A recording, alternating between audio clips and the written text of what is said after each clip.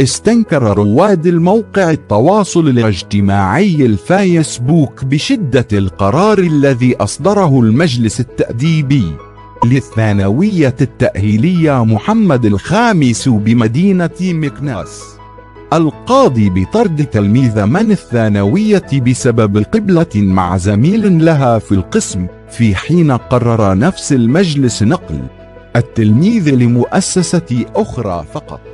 إليكم بعض التفاعلات على الموقع الأزرق.